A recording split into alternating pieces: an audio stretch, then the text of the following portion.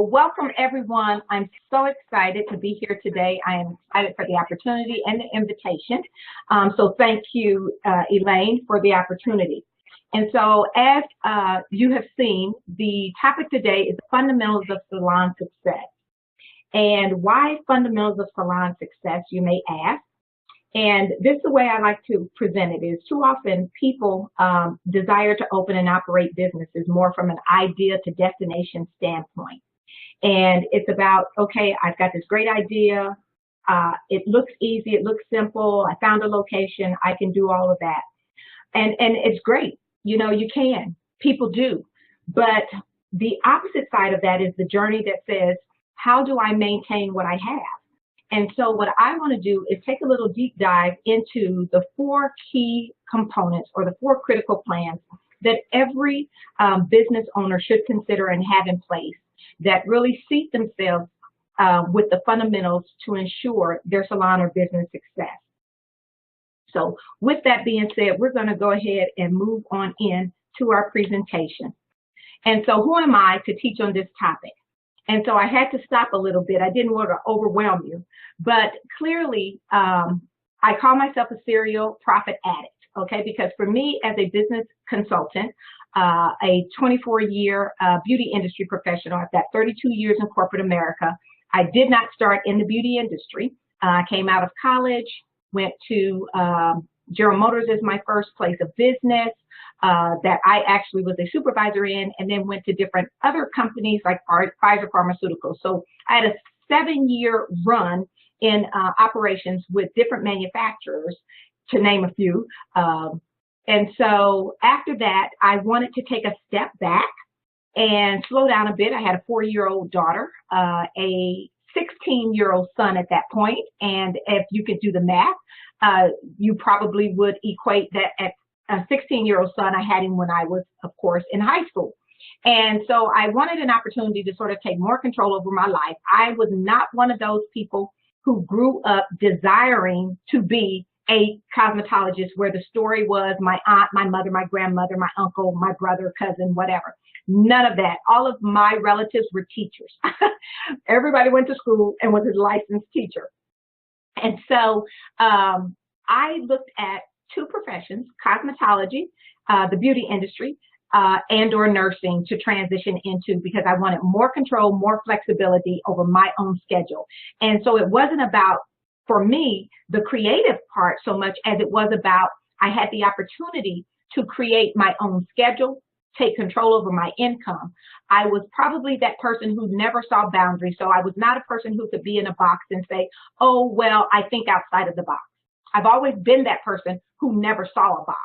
So my mother was crazy about how are you going to walk away from General Motors or Pfizer Pharmaceuticals? Oh my God, you went to school for this and yada, yada, yada. Long story short, it was the best decision I ever made. And I'm sure I'm sitting on the line with people who think the same way. So right now, what I do, I spent years in the salon. I started out, I owned a booth rental salon.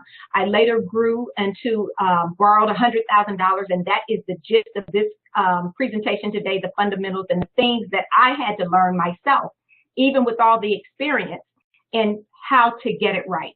And so that information coupled with what I have learned by either being employed with places like L'Oreal USA, other entities, Empire Education Group, or through consulting with companies like Cream of Nature, Nuratress, launching products with iDope, rebranding with advanced mineral makeup, doing some training with design essentials. So all of those things coupled have brought us to where we are today. And one of the things that I really love about this industry, when people say that there are endless opportunities in this industry, there clearly are. You can take your skills anywhere in this industry you desire to go. And so just a few, I've authored, I've been published in magazines as Black Hair Sophisticates. When I worked with Soft Sheen Carson, I created a Style Waves newsletter that went out to the professionals. This February, this is 2017. I had the opportunity to present the first ever roundtable for school owners at the Bronner Show. And so fortunate for us, we have been invited back for August. So guys, if you're interested in school ownership, please join us there as well. And then just some other things that I have been invited guest speakers, participated as guests on podcasts. I actually presented a haircut that I created on stage at the America's Beauty Show. So you see some of that as well. So all in all, to say this, I am one of the perfect people that can have this discussion, not only from the experience of degrees and working with major companies, but also from the standpoint that I have walked in your shoes. I totally understand your dreams. I understand possibly where you are. And guess what? I made some mistakes along the way, and that's exactly what we're going to talk about. So what are the fundamentals? There are actually 4 of them. And the 4 things that we're going to talk about that are the key components for every successful business are these 4 plans. I don't care what anyone tells you, every activity that you perform in business centers around these 4 plans. And those plans are your business plan, your marketing plan, your revenue plan, and your profit plan. And most people actually start, I'm even looking because it's not even with a business plan. I'd have to say they start with the idea. They forego all of the business plan. They forego all of the marketing plan. They even forego a revenue plan. Now, the thing that I have heard stylists say to me is, I want to make money. Well, as the business part of this, my question is, well, how much? And once we can figure out how much, then we can determine everything else that needs to take place. And then, of course, revenue means absolutely nothing. You can make all the money that you desire, but unless you end up with profit, you really have no sustainable business. So again, we're going to go through each one of these and just shed some light as to why the business plan, what a business plan is, what is a marketing plan, what is a revenue plan, what is a profit plan, and why do you need them in your business? What do they tell you and how to get them set up? So it doesn't matter what you are, what your classification is, you are not exempt to having a plan put in place, whether it's all 4 of them or it's a combination of them or it's one of them. As a salon owner, barbershop owner, absolutely, booth renter, salon suite owner, yes, you need these. Independent contractor, you need these. And one of the biggest mistakes that's made, even from those who are booth renters or suite owners, oftentimes they don't think, because I don't own the building, this is how they think, because I don't own the building, I don't need a business plan. I don't need a marketing plan. I don't need a revenue plan, and I don't need a profit plan. You absolutely do. You absolutely do. Because if you are in the classification of booth renter, you are a business owner. You're a suite owner, you are a business owner. You're an independent contractor, you are a business owner. And realistically, even if you are employed as a W-2 employee, you are still responsible to a certain degree for your own financial and professional success. So why not start out looking at a business plan for yourself, looking for a marketing plan to grow your business?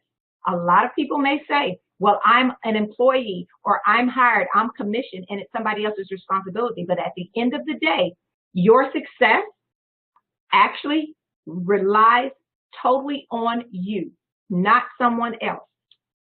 So let's talk about a little bit. I'll share with you because I'm going to take a few minutes just to share my story, where it all began for me. Fulfilling my dream. I have been exactly where most of you guys are. And one of the things is in 2006, with all of my education, with all of my experience, actually it was 2001. So let me back it up to 2001.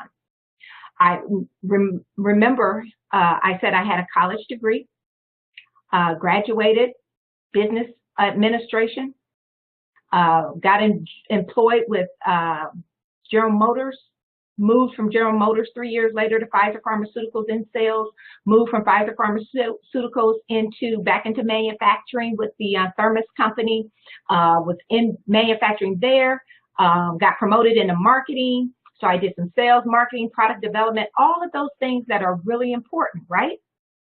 So here I am.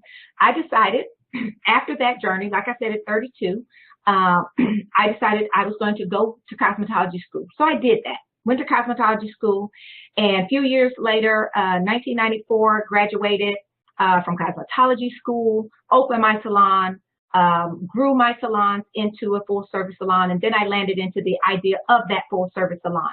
Well, my first thing was, how could I not be successful? Because in my mind, I had done everything correct. I had the college degrees. I had worked with companies. I had seen how to generate revenue. I had seen how they develop products. I had seen all of those things.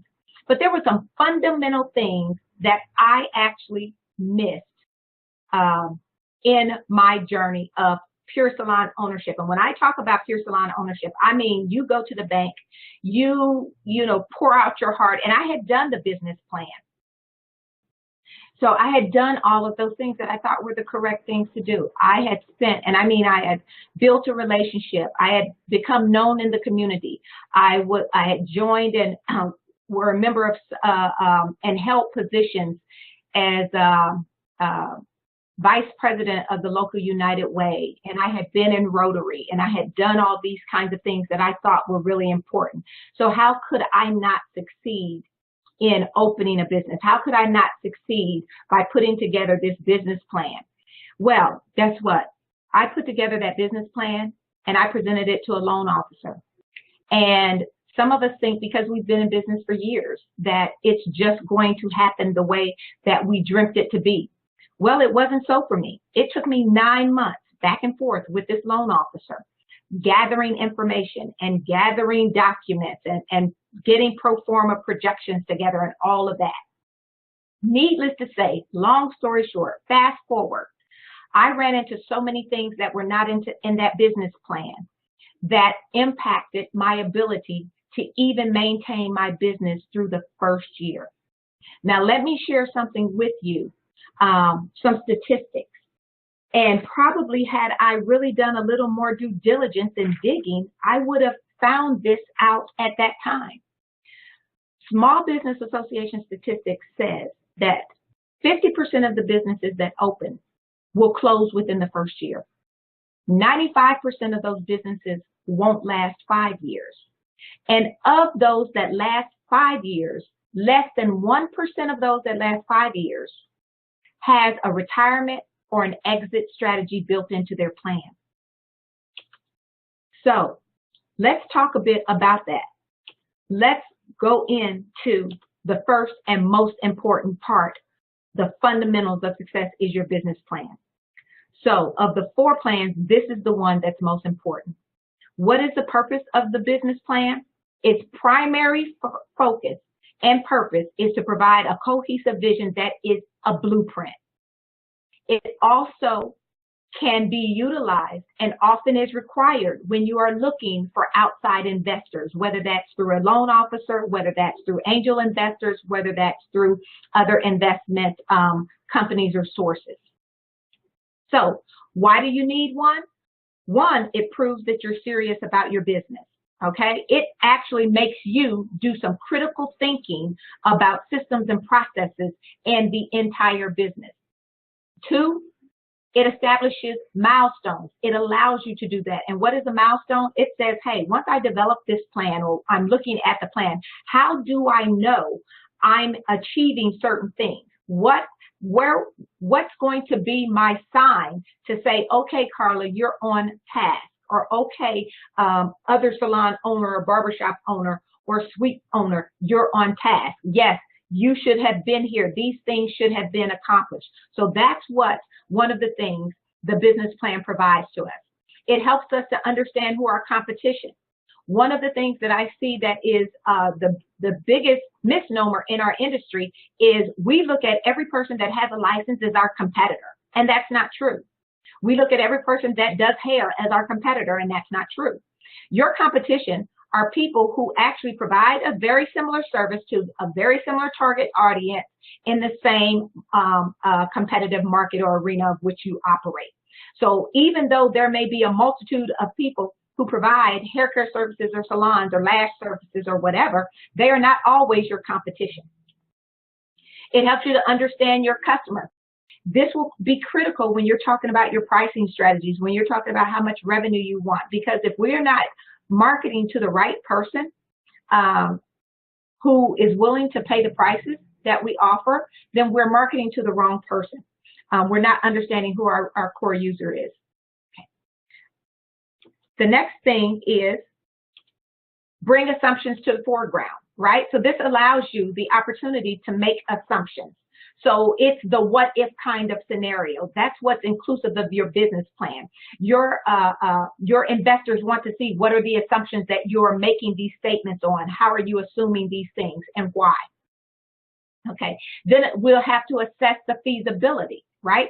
How feasible is this business endeavor? Or is this just a dream? Or do I just need to take a step back because I don't have everything in place quite yet, right? So any time in the business plan, this is really an opportunity for you to slow things down, for you to really reassess what you're thinking and the roadmap or the avenue that you're choosing to drive down, so to speak. The next is your revenue generation. Determine your financial needs. That's going to be a big, your financial needs. And then attracting partners. Who are your partners, right? They could be, we're looking at people in the, we're looking at our team. Who are our partners? Is it your accountant? Is it your lawyer? Is it your banker? Is it just your dear friend who's supporting everything that you can do? Is it the people who you've adopted as your cheering squad? I call them your circle of supporters because we all need them. And then lastly here, position your brand. This is exactly why you need to have a business plan. This is the document, so to speak, that captures all of these pieces together. And then the other three plans are actually components of your business plan. Okay, so now that we've gone through some things of our business plan, here is number 2. The second plan that you have to have in place is your marketing plan. And what is its purpose? The purpose of the marketing plan is to clearly show what steps and actions are to be taken to achieve your business goals. A lot of times when we talk about goals, you guys have heard, and some of you may or may not have heard, we all talk about having SMART goals, right? S-M-A-R-T, and I say that's business 101. They teach that in business 101. It's the fundamentals of business. You learn how to set SMART goals. And what are SMART goals? SMART goals are goals that are specific. So we have to be specific as to the direction we're going to take, or the objective or the activity we're trying to pursue. It must be measurable. So how are we going to track where we are, okay? Whether that is in when the build out is supposed to start versus when the build out is supposed to end, right? That's specific, that's measurable. We have to have a time frame. Then we have to ask ourselves, is our goal realistic or achievable, right? So the A would be achievable, the R is realistic. And then T, the time bound. What's the constraints that we put on there? And then in all time, this is what I tell people, in all investments and with time, factor in a certain percentage that it's going to take you longer or cost you more. So if you've got in your business plan one amount that you think it's going to cost you, increase that 25 to 30%, because I can guarantee you you're going to have some expenses that you didn't plan for or you didn't know to look out for. So what are some of the things that we should consider in our marketing plan? Our current market situation. And this is really an intensive, this is where we do what we call a SWOT analysis. It's S-W-O-T. And what that means is we look at everything in our market, inclusive of our potential customer, from the standpoint of what are the strengths, what are our weaknesses, our opportunities, and our threats, internally and externally, which means as a potential business owner, what are your strengths? Okay? Do you have great leadership and management skills? Can you identify trends? Do you think outside of the box? Okay? Can you do things differently that give your business a competitive edge? Those are all things that are critical for your marketing plan and go into really honing in and identifying your current market situation. The next is your target audience. Who is going to be your customer? It's just as simple as that. Because once you identify your customer, then you can identify the appropriate marketing that's required to put in front of that customer to get them excited, interested, and walk through your door and sit in your chair. The next thing is your business goals. Your business goals, your marketing plan has to align with the overall business goals. You don't set your marketing plan first. Your business goals are actually part of the business plan. They're set there, and your marketing plan is built to support your business goals. And then what are the strategies and tactics?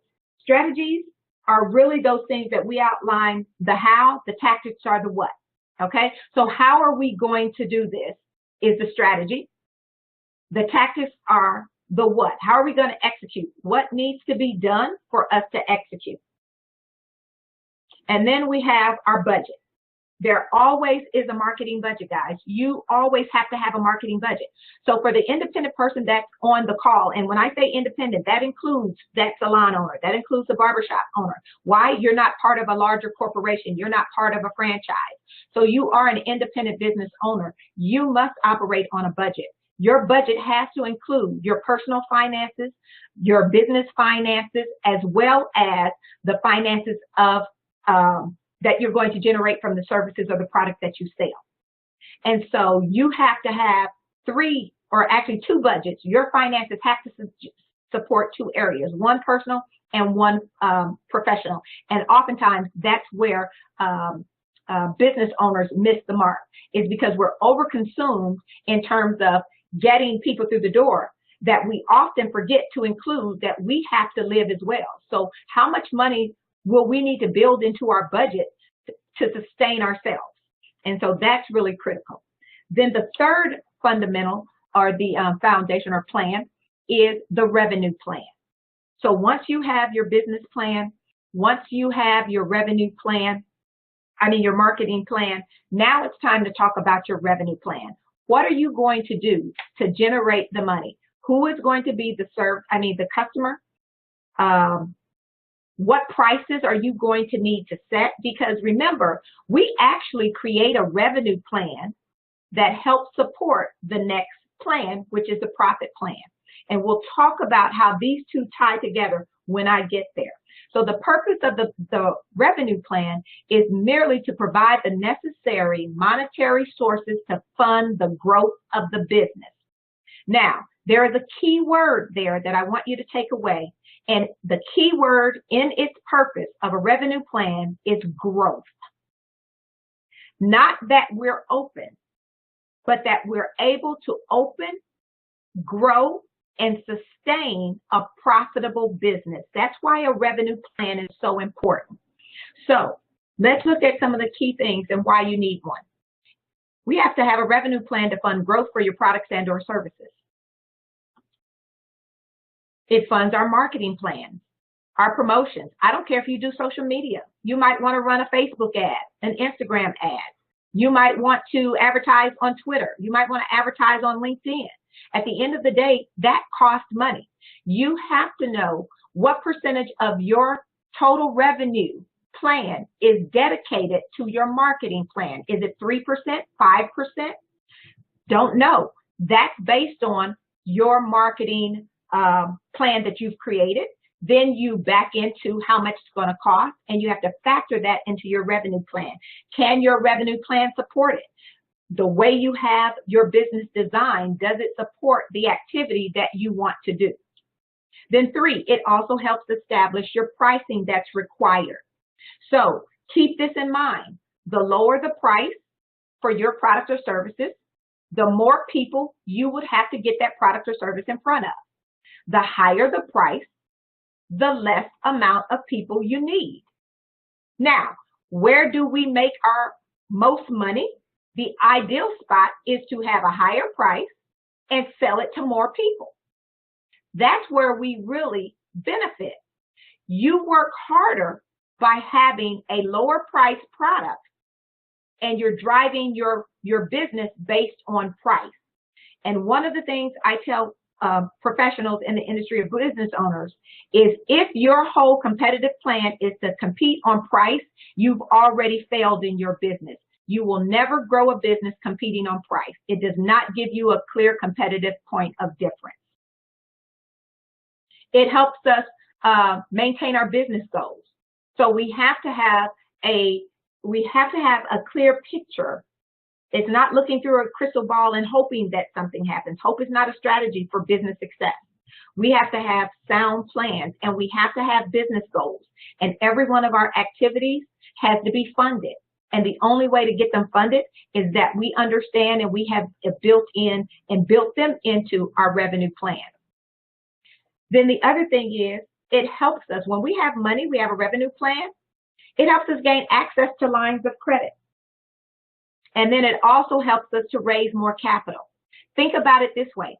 If you presented a revenue plan and you can show someone how your business has been tracking and where else you plan to go based on your revenue plan, how it ties into your business goals, people are much more likely, one, to listen to you and to entertain the idea of providing you with the funds that you need for continued growth and sustainability in your business. And then rounding the corner would be our last one, our profit plan. And its purpose is simple. It creates a roadmap for business sustainability and growth. Guys, you do not stay in business. I could not even stress this enough. Your whole purpose is, you think about your business, and I tell people to look at your business this way. You begin with the end in mind, okay? And that starts in the ideation phase. That starts when you have the idea and the burning desire to open. That's where all your dreams take place, right? That's where, oh, I'm going to pick out this furniture. That's in the beginning phase of it. And so the thing about it here is, you're not in business just to generate revenue. That's a part of what's required. You are actually in business to generate profit. And so if you think about how much profit you want, it is almost like if you take the statement of begin with the end in mind. If we know that we want to end up every month, and I'm just going to throw out a number, of $5,000 after everything is said, done, and paid, inclusive of yourself, that we want to end at $5,000, and we have taken money and put back into the business. So that $5,000 is clearly profit. That means nothing else has to come out of that. That has to be part of your plan up front. That means I have put money back into the business. I have a clear cash flow statement and plan. I have money set aside that will support the business 6, 9 months, or a year. That's what's required. Having money left over and you still have to deduct out of that money is not profit, okay? What's left after you make all those deductions, even though you think it's profit, is your clear profit. So what are some of the things that you should consider? Your business financial goals is first, okay? Because that's where it all starts from, is I have to understand what my business goals are. And typically we are looking at business goals in 2 formats. We are looking at them from the standpoint, sorry guys. Okay, we're looking at them from the standpoint of profit. We're also looking at of revenue, and then we're looking at it from the standpoint of profit. So when we set our business goals are short-term or they're long-term. They need to be both. You can't just say, I want to open a business and then get it open and think that's where it stops. That is truly where it begins. Most short-term goals, so in your business plan, someone's going to ask you, where do you want to be in 6 months once that business opens? And they're not talking about something that's intangible that you can't touch. So nobody wants to hear about, oh, well, I want people to be coming through the door and all of that. That's well and good, because we want you to have clients and we want you to have customers. But better yet, we want you to be able to identify by month 6, I want my business to be at this level. It should be generating this. I should have X, Y, and Z amount of people here staffed, or booth renters, or whatever the case may be. We should be generating on an hourly basis this amount that rolls up into the daily, the weekly, the monthly, the quarterly. All of those are factored in part of your business plan. All of that is part of your revenue plan. And of course, it has to be part of your profit plan. The next one is, what are your business revenue goals? Again, that goes back to your revenue plan. So that helps tie into building out your profit plan. The other is, do we have the correct pricing for our products and services? Because if we don't have the correct pricing for for our products and services, it definitely is going to impact our ability to generate the revenue that we have planned or we desire, and we'll never be able to achieve the profit that we have for our business. So getting that number right and doing your due diligence to understand all of the factors that impact the price allows you to really set a price that hits your revenue plan and ultimately rolls into your profit plan. Then we factor in our business expenses. And I like to recommend that you guys look at your business expenses from a percentage of your revenue.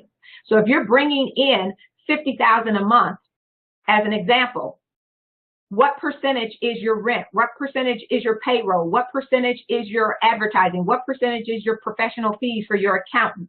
What percentage is on social media marketing? What percentage of your total revenue that you have planned? That's how you start looking at mapping out your growth, mapping out what my profit may look like. And most of us call that a pro forma statement, your projection.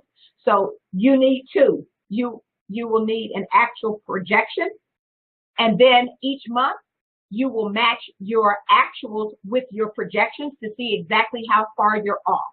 And then you make adjustments for the next month, and it starts all over again. The other is your planned profit margin. So we may have said, okay, we want $5,000 left over in profit, but what percentage of that is that $5,000 to our total revenue? That's where it's called a profit margin. So we can set a profit margin of 15% or 20%. And what we're saying is we want 20% of everything we bring in minus all of the expenses. 20% of that should be left over, and we can mark that as profit. So if you're not running to your percentage on your profit plan, then it's time to go back and take a look at some of the other areas that you have, some of the other things that you've put in place. So I think if you take a serious look at it, you will see the importance. Some of you may not have thought, it's like, oh my gosh, I never thought about that. Putting together a business plan will take you some time. I tell people to really spend several months developing out a business plan. It is not something that you can put together and have overnight, because there are too many things that you have to take into consideration, and one of them being assumptions. You know, and we say assuming, well, this is the best place to assume things that could go wrong. What if this happens? How will that impact the business? What if that happens? How will it impact the business? Those are the things that you have to take into account. Your marketing plan, your revenue plan, and your profit plan are all components of your business plan.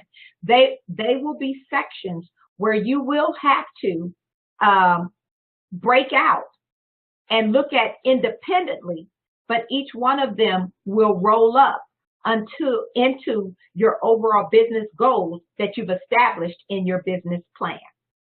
So with that being said, guys, we are at our 30, and I am going to roll right in. Now it's your turn for some Q&A. Hello, it's Camera. Hello? Yes, I hear. Who do I have? My name is Antavia. I'm a new cosmetologist in Charlotte, North Carolina, and I am going to be opening a suite soon. And a lot of the information that you shared, I have been working on, and then I have, some more goals that I'm working on to be as prepared as possible. But the main thing is that, I want to be able to pre-market so that I have clients before I do my grand opening. And so I guess I have marketing questions or pre-marketing type questions. Okay, so I'm gonna back up and ask you this, because the suite concept is a wonderful thing, but the suite concept was actually set up for people who already have an established clientele who are in the middle. So your marketing plan is really going to be critical if you're looking to build. Where are you currently now? Are you in a location? I'm in a salon that is an hourly salon, so those are more of that business's clients. Those are walk-in clients. They're not my clients. I have a few that are going to that are going to go with me, but and I already have a few outside of that. You know, there are people that have been coming to me for years, but I needed to go to that salon so that I could gain more skills. And now that I've gained those skills, I'm ready to go out on my own. Okay. All right. And I admire exactly what you want to do. Let me tell you, this is what I would probably recommend is I want you to put some pencil and paper, and I want you to look at the people who are your customers that you think will follow you. Okay? That's a base to start there, because that will give you an idea. And I want you to look at it from a couple of ways. I want you to look at how often they come and are they consistent. It will help you find your gap. So what I want you to do is say, okay, I have people who come weekly. All right? So those people I generate. I have people who come bi-weekly. So I want you to look at it for 90 days out, okay, and project just your first 90 days. How much in revenue would you think those customers would provide to you? Because your rent in the suite is weekly, okay? So minimum, of course, you want to cover your rent in your suite. And then what are your living expenses? So when you factor out the people that you currently have that you think will follow you from day one, and you understand what that amount might be, the next thing then is to look at your personal needs. So personally, what do I need per month to sustain in car notes or other responsibilities I have? Because that's going to be critical in terms of you really putting together the best promotion as possible for yourself. Do you have any money set aside that could possibly carry your booth rent for 90 days? I do have money set aside, and also the person that I'm renting the suite from is going to actually allow me to have several weeks free, and then after the several weeks free, I'll have half booth rent for about another month. So all of that money that I would be generating, not all of it, but a large portion of it, I would continue to save that to be prepared for the months ahead that would be full booth rent. All the while really trying to generate more clients. Okay, now I'm going to share something with you. And people said that I was crazy. But when I moved to Atlanta 3 years ago, I didn't have any clientele, and I only had a few family members here. I had never lived in this town at all, so I had nothing. Not only did I move here not knowing anyone, I went to Alpharetta to rent a suite knowing absolutely nobody. So what I did is, and people said I would never do that, but I did, because I had thought this through. There are people, and I was looking for a clientele, and I was looking for a particular clientele. But I also knew that there were people who were out there looking for a cosmetologist who was offering the services that I offered in the manner that I wanted to offer them. Okay? And so I actually went online. I had my Facebook business page, and I ran an ad for 30 days for free services on a shampoo and style. You said for free services? Yeah. Oh, see, I caught your attention, didn't I? Yes, I did. Now, let me tell you, I knew that people who would take advantage of that, there would be some who just wanted a free service, okay? But the people that I was more interested in were the people who were looking for a new stylist and would be willing to try someone totally new for free. Okay. Okay? Even $10, people are skeptical when they don't know you, because remember, people do business with people they know, like, and trust. I knew nobody. So I went all in, okay? And I had a few naysayers that questioned my intent. But let me tell you, I made $2,500 that month on free services. Why? Because all I gave them was a shampoo and style. I also factored in my equation in my plan was that if people didn't pay anything, at least they would tip. And sometimes when they're really excited and happy about, now I found someone, they will tip you the price of what the service would, or at least half of it. Mm-hmm. And I didn't give away things that I should charge for. I did not cut for free. I did not color for free. I did not do any other style for free. Okay. And then I was prepared to give them what we call a bounce back. So I already had a customer card printed up. I went to Vistaprint, printed it up with a percentage off on their second visit, a lower percentage off on their third visit.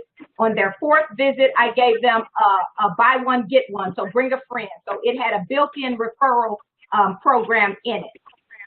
Mm-hmm. So I made it hard for people not to come back. Okay. So I built a clientele basically on free, but I was not without revenue starting that first month. Okay. And had I not done that, I think it would have hurt. So I did run. Now, when I say I ran an ad on Facebook, I put $5 a day. So that was $150 for the month I invested in a Facebook ad, not a boosted post, but a Facebook ad. And there's a difference. So I was very strategic with what I did. But I put a plan in place. I just didn't say I'm gonna offer free services. I had a plan that I executed upon, and I had thought through, why would people, from a consumer standpoint, why would anybody come for free?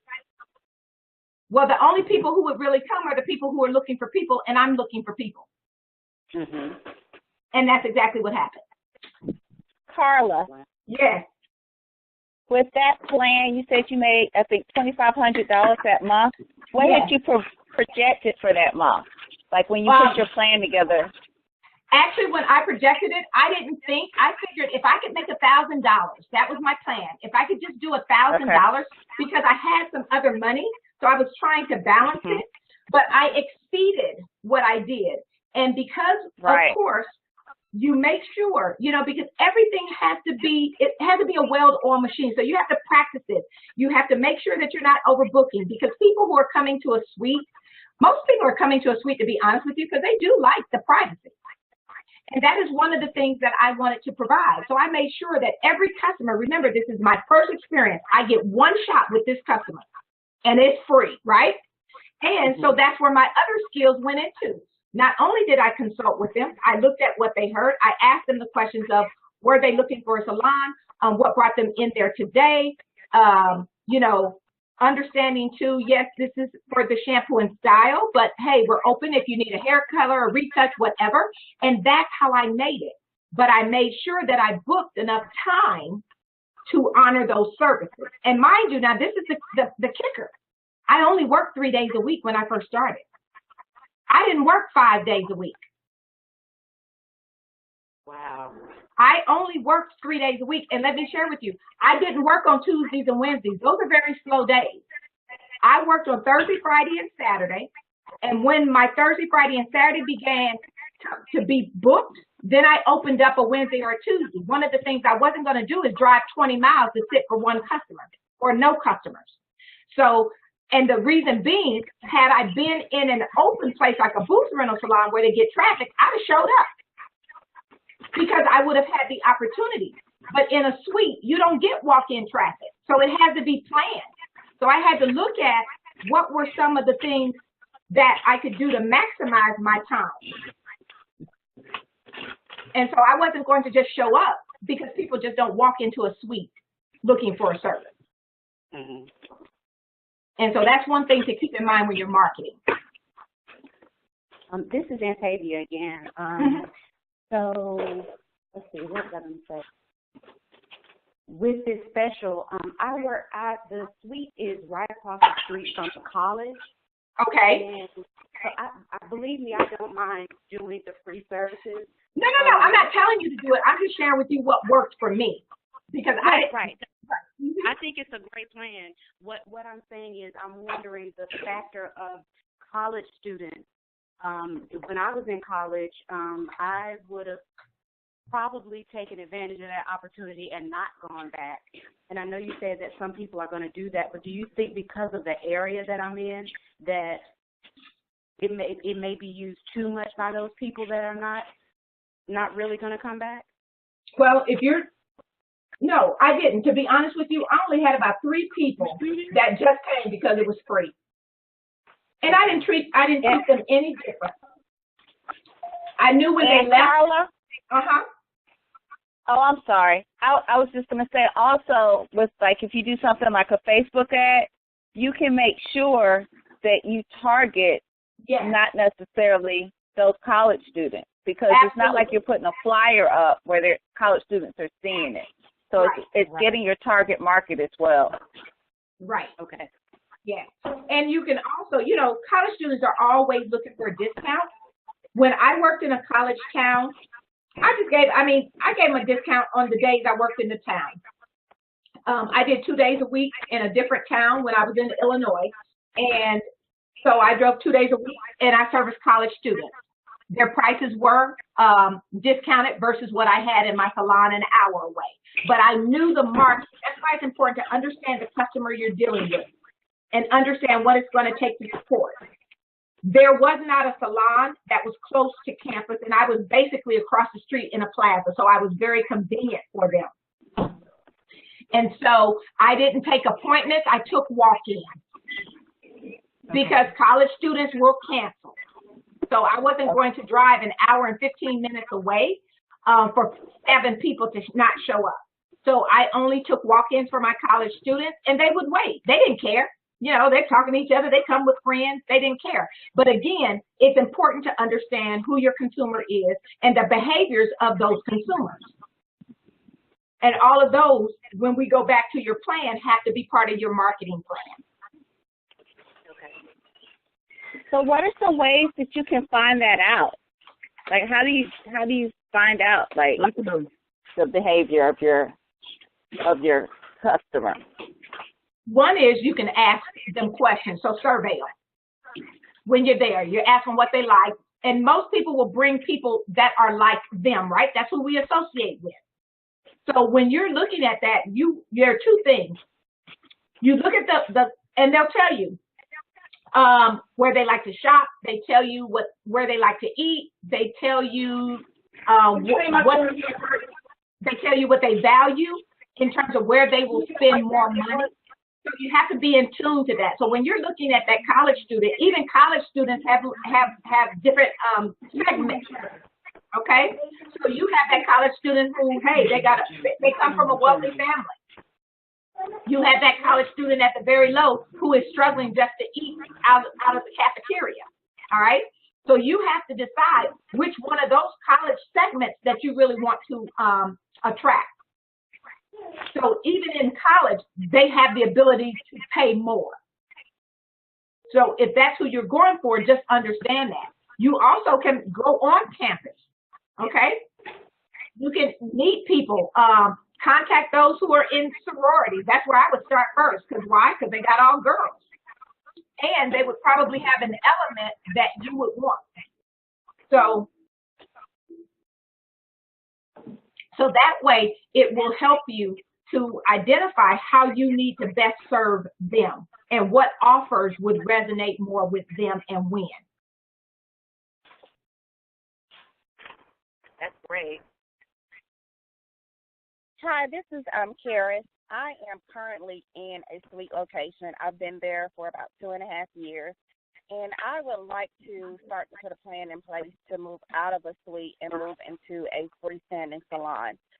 Is there any advice that you have for just putting a plan together and then also figuring out what the expense would be to do that? Okay. First and foremost, not that I'm here to sell, but I do have a business plan packet that I do offer. It is a 41-page full color, step-by-step, and it also gives you examples, and it walks you through every element of that business plan, what needs to be included. It gives you sample financials, and it tells you what needs to go where. The first thing you have to do is really calculate how much money you are going to need, okay? And I'm talking about need personally. And then you'll project what is this going to cost you, one, to open and to maintain. Because at the end of the day, there are two budgets that you have to consider when you're going to make that move into a freestanding location. No different than you're going to do now at the Salon Suite, but you're going to incur possibly additional costs that you're not incurring now at the Salon Suite. So the first thing is home has to be taken care of first. So if it costs you $4,000 to live, and that means to pay your bills, to have some extra, to do the things that you like to do, you already know you have to start with the capability of earning $4,000. Now, if it costs you another $2,700 a month with rent and whatever else is required, your utilities for a freestanding place, now you are already at $6,500 or $6,700. Okay? So your minimum at this point, outside of what it's going to cost you to open, is $6,700 a month minimum. So now you have to ask yourself, looking back, am I already generating that? I tell people, don't open a business expecting other people to pay your overhead.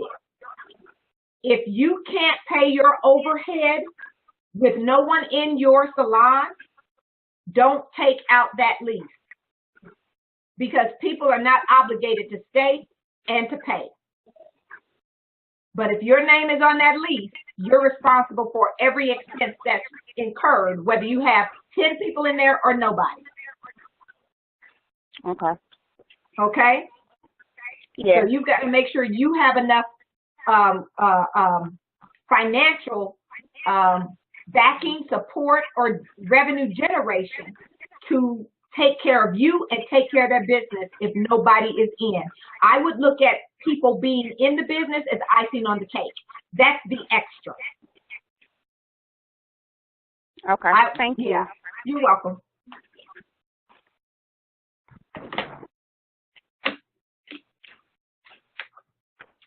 One more question about the Facebook ad about the free services. Mm-hmm. Did you put on there anywhere that tips are accepted? No, I didn't. Okay. I didn't. I did not list tips are accepted. I just focused in, and I told my story because I knew people would find it unbelievable. This can't be real. And I even had people make comments, they left comments say, oh, well, this is a scam. And I said, no, this is real. I don't have time for a scam. And I explained I'm new. And so if you already have a stylist, you're not the one who I'm interested in anyway. So, but I did. I told my story. I had people that called and said, I read it said free. And I made it clear. The free was only for a shampoo and a style, which was a flat iron, a curl. Anything extra, if you needed a perimeter relaxer, if you needed your inch trim, if you needed a touch-up color, all of those things are at that cost. That's what you would be required to pay for. Mm-hmm. So it wasn't a bait and switch kind of thing. I was very open and upfront about it because even though the service was free, I didn't want people wasting my time either. Right. Yeah. Carla? Yeah. Carla? This is Tamara. Hey. Hey, I just wanted to chime in and let them know that we've done this in our salon also. Okay. And especially now we are commissioned, but we encourage the girls to, get their clients, and we give them a card, and it offers people a complimentary haircut. And that really, once they get in the salon and they see how beautiful it is and how well they're treated and the quality of products that we use, we really do not have trouble rebooking them. And upselling them on, it's for a haircut only, but if they want it styled, it's an extra charge. Or maybe at that point we're introducing a new, maybe a service to them. And it really has been very beneficial to my new girls to develop that clientele. So it does, I can just testify that does really work. Yeah. And see, I think what happens is people get afraid with the word free because what they're focusing on is the dollar. But my objective was to get people to come through the door. I could not think about it this way, guys. How much time would it have taken me to go and get business cards created, hand out business cards, go to the mall, pass out flyers, go to parking lots, do all this when I'm away from the salon? So the easiest way for me, the objective, I used the free service to get them through the door.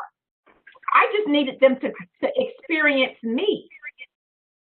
So you're absolutely right. Businesses do it all the time. McDonald's does it. I mean, McDonald's says, hey, would you like to try our free da-da-da-da-da-da? You know, or if you get this, you get that super size, or you get something. You know, so the concepts are the same. It's just in the beauty industry, when somebody says free, then everybody gets that conversation about, oh, you need to charge what you're worth.